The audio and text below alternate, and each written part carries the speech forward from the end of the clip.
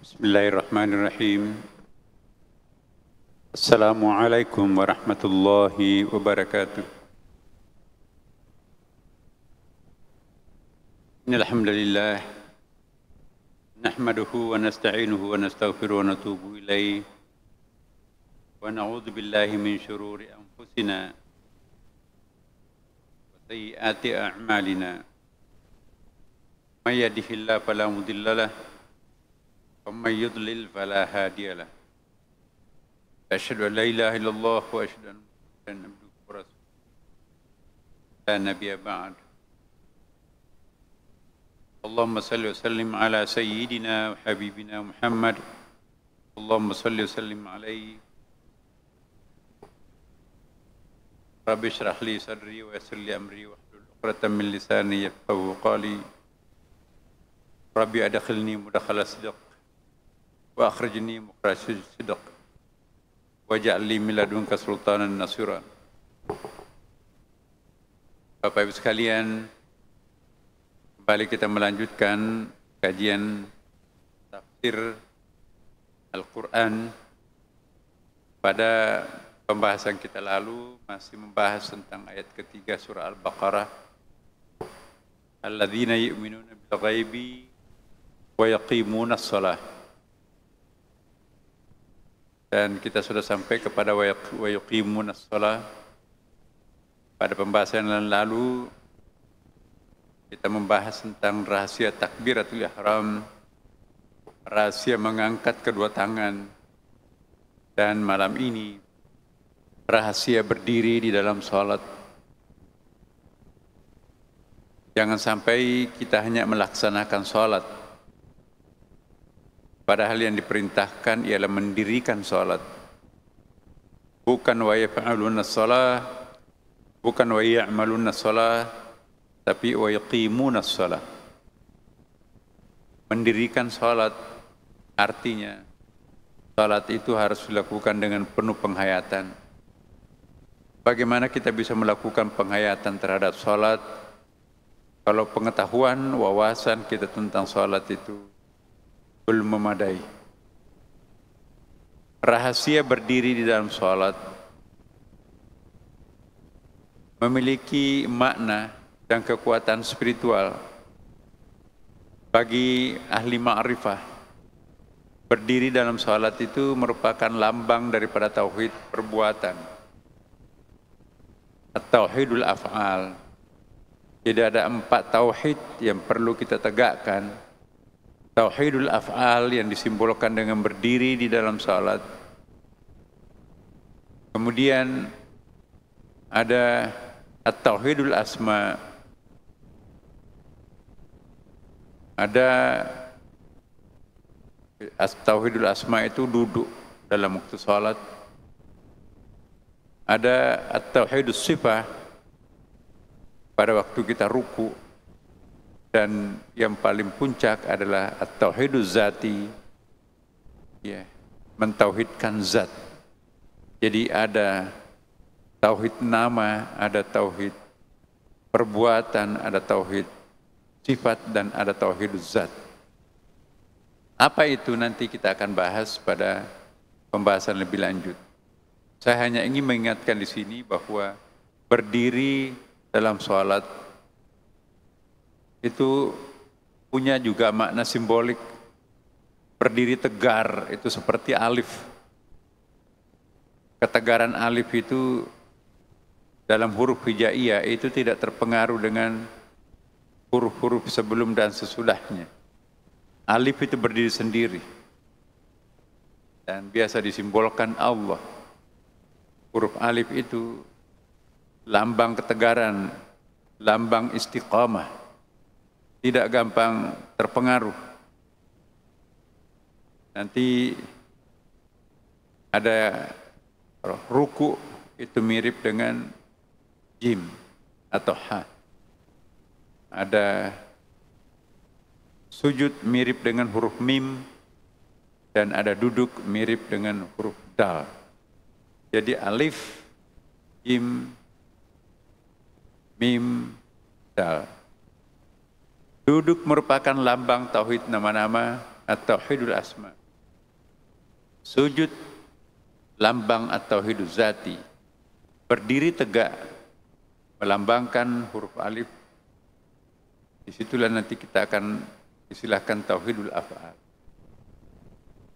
Berdiri di dalam salat bukti ketegaran seorang hamba sebagai manifestasi atau tajalli Allah yang memiliki sifat utama yaitu Tuhan yang maha tegar. Coba lihat, bayangkan penjelasan kita selama ini tentang Allah. Ia berdiri sendiri tegar, al-qayyumiyah, al-haqq, tidak terpengaruh dan tidak tergantung kepada siapapun. Idealnya kita juga mencontoh sifat ini.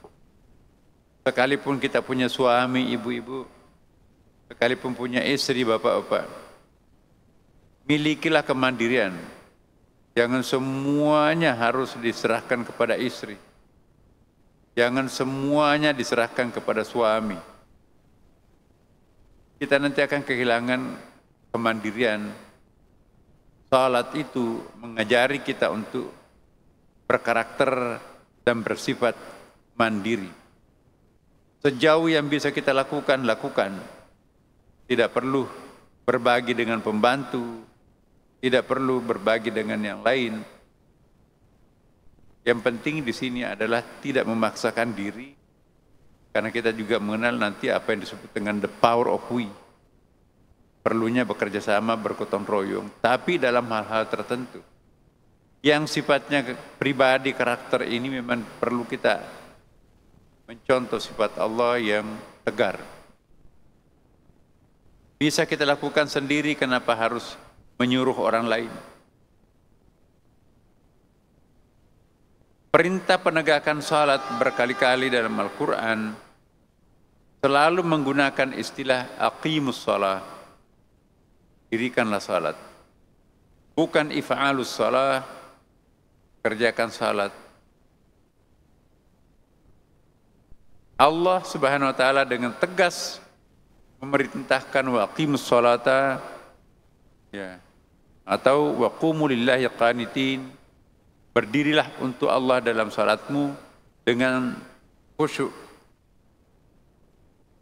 Berdiri dalam salat, Bapak Ibu, merupakan salah satu inti salat di samping ruku, duduk dan sujud. Jadi ada 4 gerakan dalam salat: berdiri, ruku, sujud dan duduk. Itu melambangkan tauhid Allah. Berdiri dalam salat itu merupakan tuntunan Tuhan melalui Jibril, sebagaimana disebutkan di dalam hadis, amarani Jibril an aqra' shalah qa'iman an uhmiduhu wa an uhmidahu raki'an wa an usabbihuhu sajidan wa an ud'uh jalisan. Jibril memerintahkan aku membaca ayat-ayat Al-Quran ketika dalam keadaan berdiri dalam salat. Diperintahkan memuji Tuhan di dalam keadaan ruku, bertasbih dalam keadaan sujud, berdoa dalam keadaan duduk.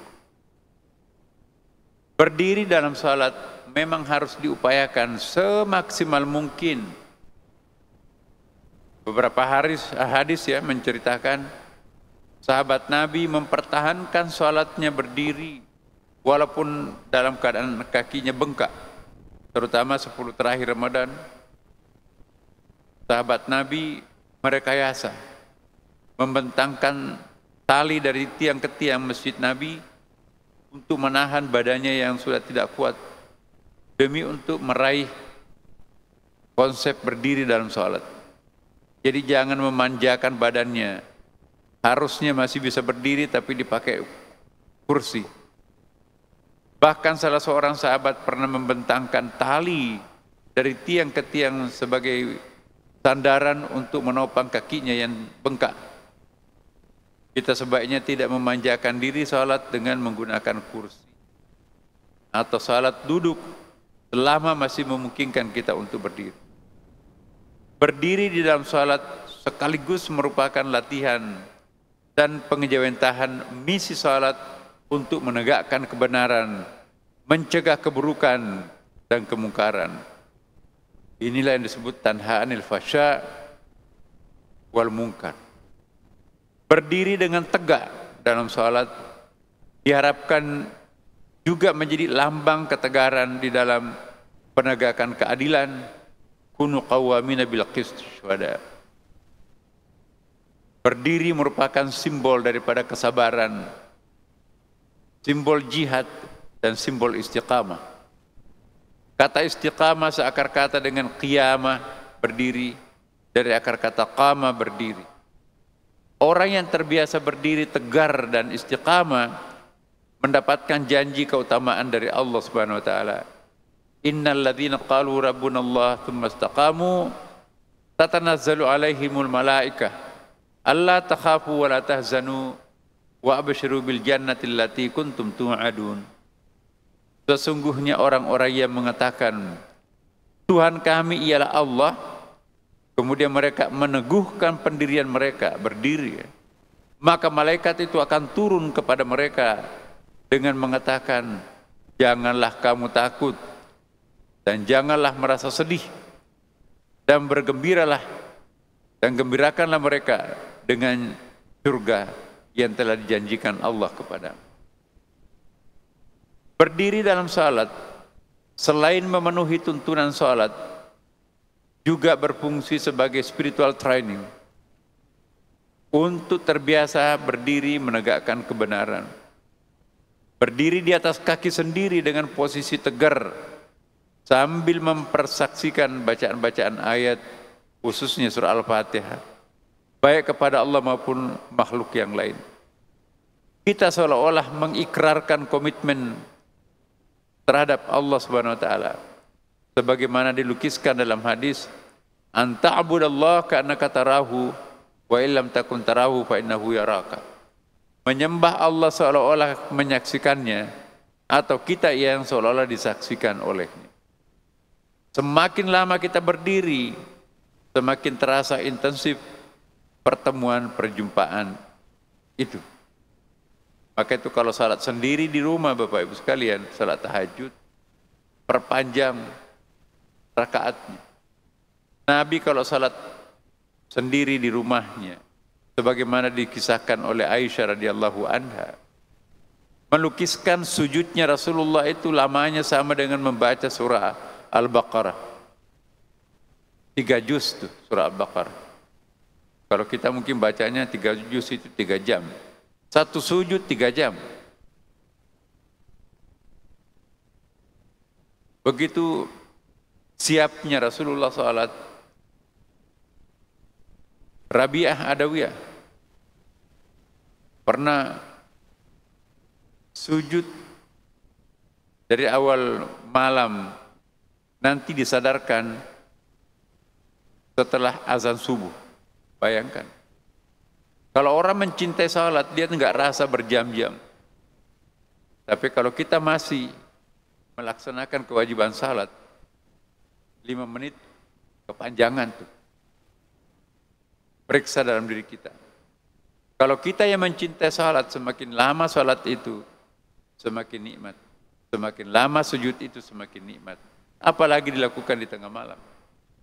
Tapi kalau kita seperti mematok makanan, ayam itu kalau mematok makanan, Allahu Akbar, Allahu Akbar. Kata Rasulullah SAW, orang yang sujudnya seperti mematok makanan, itu akan digulung-gulung salatnya, baru ditamparkan ke mukanya nanti. Wailul lil musallin, celakalah bagian salat alladzina hum an salatihim sahun, yang salatnya itu tidak tulus, ompong-ompong. Kadang salat, kadang tidak. Ya. Alladzina hum yura'un, suka mendemonstrasikan kemewahannya di tengah-tengah orang yang tidak mampu. Wa yamna'unal ma'un, enggan memberi pertolongan padahal potensinya ada. Berdiri di atas kaki sendiri dengan posisi tegar sambil mempersaksikan bacaan-bacaan ayat, khususnya surah Al-Fatihah. Kita seolah-olah mengikrarkan ta'budallah tadi yang saya bacakan. Nah sekarang kita masuk ruku. Ruku bagian daripada salat yang wajib dilakukan dalam salat. Tanpa ruku tidak sah salat. Waqimus salata wa atuz zakata warka'u ma'arraki'in. Dirikanlah salat, tunaikanlah zakat, rukulah beserta dengan orang-orang yang ruku. Jangan dipelintir nih.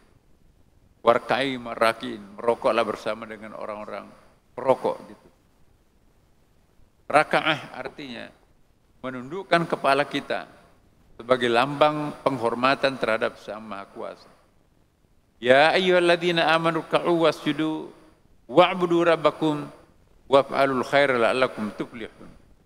Hai orang-orang yang beriman, rukuklah, sujudlah, sembahlah Tuhanmu dan perbuatlah kebaikan supaya kamu mendapatkan kemenangan.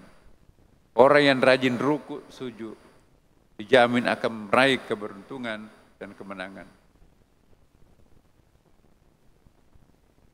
Anin Nabi sallallahu alaihi wasallam qala amarani Jibril an aqra al-Qur'an qa'iman wa an ahmidahu raki'an wa an asbahahu sajidan wa an ad'uhu jalisan.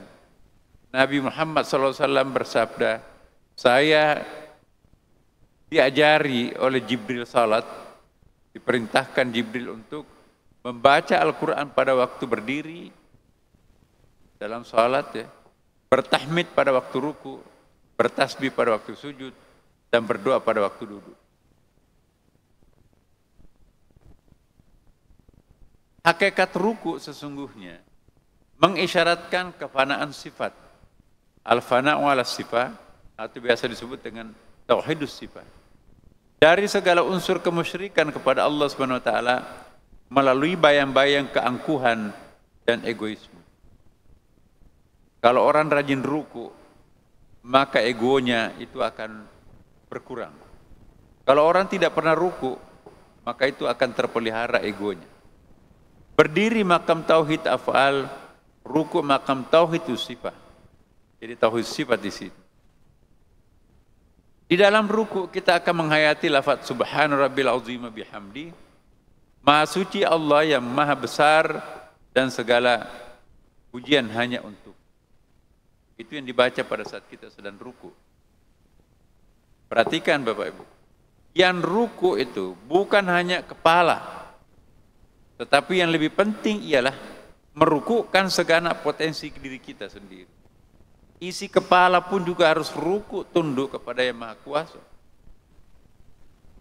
Mulai dari kepala sebagai mahkota sampai kepada seluruh organ spiritual kita seperti kalbu, jiwa, akal, pikiran, semuanya serentak harus sujud di hadapan kebesaran Allah. Jangan hanya kepala kita ruku, tetapi batin, jiwa, isi kepala pun juga ruku. Ruku adalah wujud keberadaban, beradab ya, kesantunan. Ruku adalah simbol keberadaban, sedangkan sujud adalah simbol keakraban. Barang siapa yang tidak memperbaiki adabnya, rukunya, maka tidak akan pernah menemukan kedekatan. Jadi latihan untuk sujud ialah ruku. Orang yang tidak pintar ruku pasti tidak pintar juga sujud. Orang yang tidak bisa khusyuk pada waktu ruku tentu tidak mungkin juga bisa khusyuk ketika ia sedang sujud. Latihan untuk mencapai tingkat kekhusyukan di dalam sujud, khusyuklah ketika kita sedang ruku. Tidak ada sujud yang baik tanpa diawali dengan ruku yang baik. Dan tidak ada ruku yang baik tanpa diawali dengan berdiri yang tegar. Itu dia. Tetapi Bapak Ibu sekalian, ruku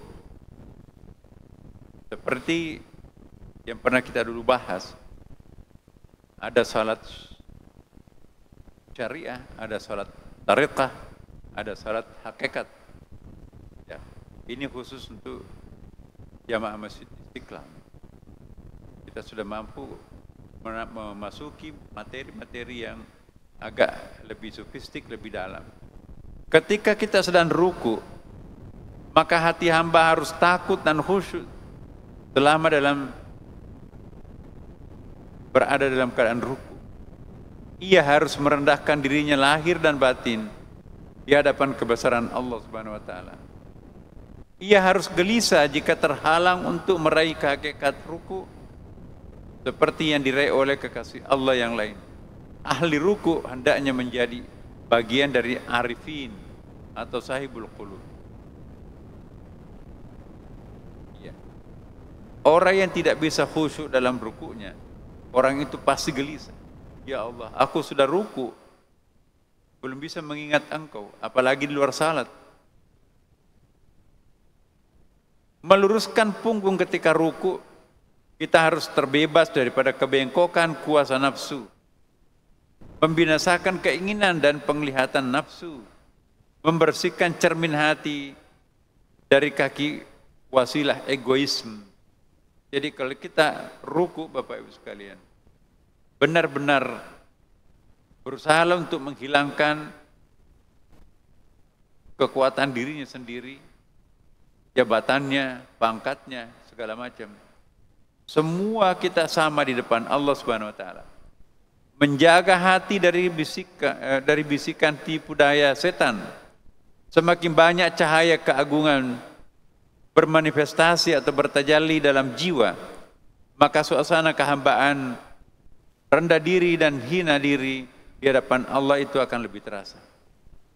Inilah yang akan mengundang ruku yang hakiki. Ruku yang hakiki itu tadi menyerahkan dirinya sepenuhnya kepada Allah Subhanahu wa taala. Lenyap di dalam Allah merupakan kesempurnaan fana pertama ini. Nanti fana kedua sujud. Jika kesadaran akan kelenyapan itu sudah hilang, maka inilah yang disebut dengan kesampaian atau finish atau wusul. Dan sadar dari fana kedua, maka itulah yang disebut dengan baqa. Jadi kita itu dua kali mabuk, dua kali sadar. Mabuk spiritual, saya nggak tahu bahasa Indonesianya. Mahu itu. Itu sementara letterlet kan artinya mahu itu mabuk. Kita sekarang sadar Bapak Ibu. Begitu kuat pencarian kita kepada Allah, tiba-tiba muncul satu keajaiban. Kita seperti hilang. Seperti hilangnya Ashabul Kahfi di Gua Kahfi. Berapa lama dia merasa hilang? 309 tahun. Seperti hilangnya Nabi Musa di Bukit Turisin. Berapa lama Nabi Musa pingsan di situ? 3 bulan.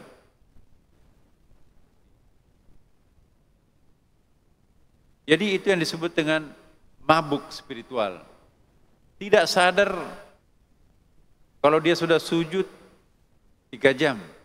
Tidak sadar kalau sudah ruku 3 jam. Disangkanya hanya sebentar. Bahkan Ashabul Kahfi sudah 309 tahun tidur atau mabuk, disangkanya hanya separuh malam. Kenapa kuku, kenapa rambut berseliweran kemana-mana? Kenapa ada pohon raksasa di depan pintu, padahal tadi malam nggak ada.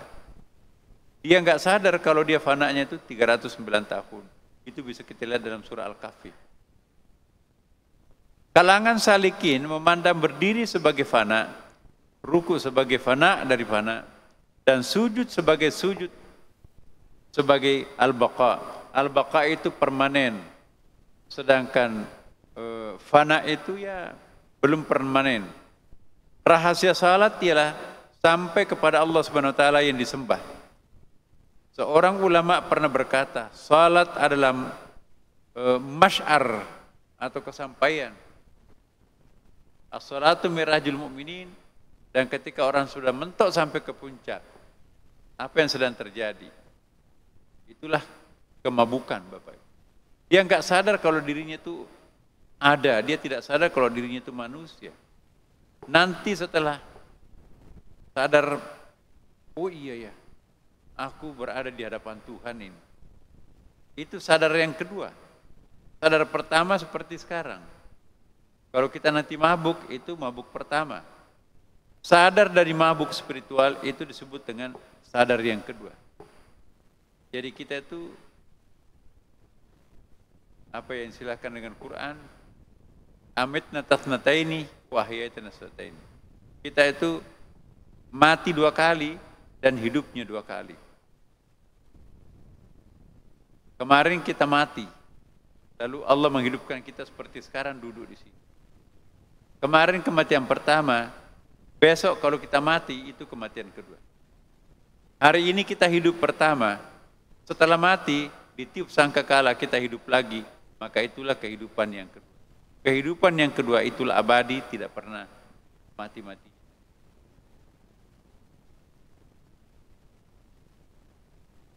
Berdiri makam tauhid af'al, ya, ruku makam tauhid sifat, duduk makam asma, dan sujud makam zat. Hakikat ruku sesungguhnya mengisyaratkan kefanaan sifat, al-fana'u anis sifat. Dari segala unsur kemusyrikan kepada Allah melalui bayang-bayang keangkuhan dan egoisme.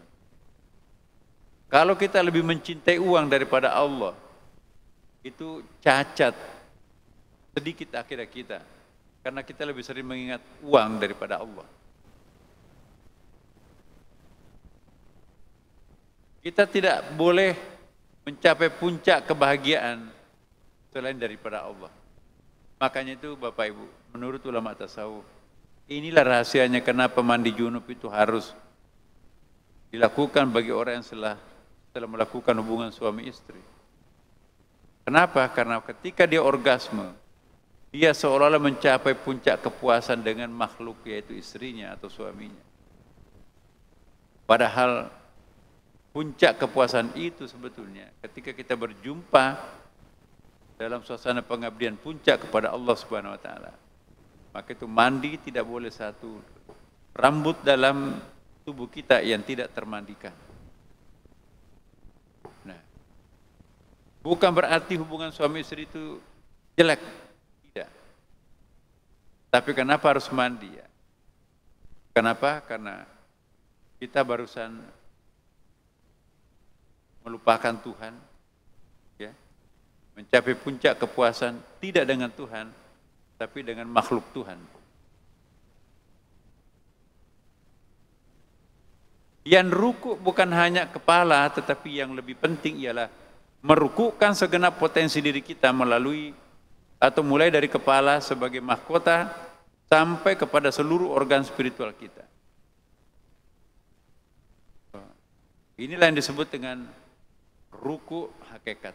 Jadi ruku adalah keluar dari stasiun pelaksanaan perintah dan istiqamah ke dalam penghayatan dan penghidmatan, keluar daripada beban ke penikmatan. Jadi kalau kita masih terbebani dengan ruku, berarti kita belum enjoy dengan ruku itu sendiri. Ruku menurut ahli ma'rifat ialah siap menunggu kematian. Saya ulangi, ruku adalah persiapan menunggu kematian. Sujud itu adalah kematian itu sendiri. Ruku menurut ahli mahabbah keluar daripada stasiun pengkhianatan dan kejahatan dan masuk ke stasiun kehinaan diri. Ketundukan, kefakiran dan kerendahan diri dalam bentuk sujud, dalam bentuk ruku. Nah, menurut para sufi, ruku adalah keluar daripada stasiun berdiri untuk Allah ke stasiun berdiri dengan Allah. Al-qiyamu lillah menuju al-qiyamu ma'allah. Ada al-qiyamu billah, al-qiyamu ma'allah, al-qiyamu billah. Jadi berdiri untuk Allah, berdiri dengan Allah, berdiri di dalam diri Allah. Ada istilah-istilah itu.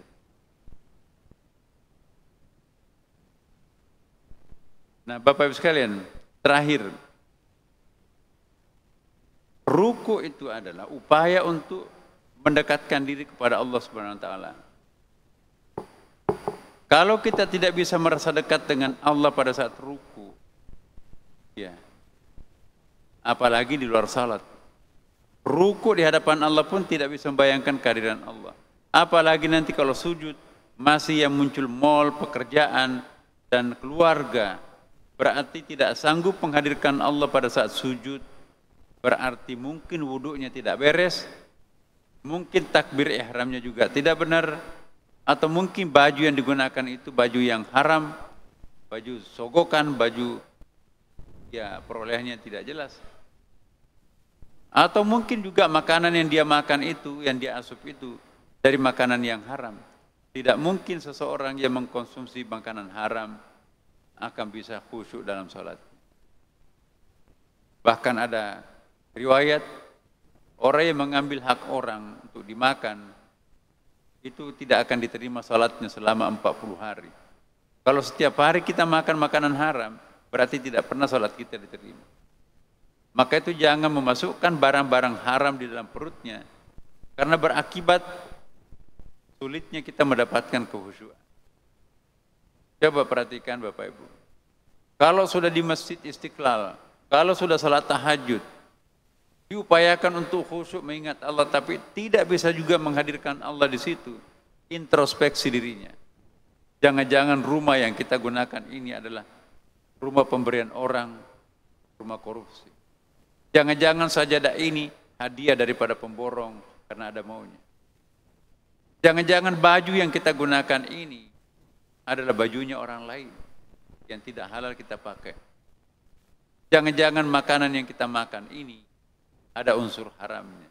Gak mungkin kita bisa khusyuk, gak mungkin bisa menyaksikan Allah dengan pakaian kotor, dengan tempat yang kotor, dengan energi yang kotor. Inilah salat hakikat Bapak Ibu.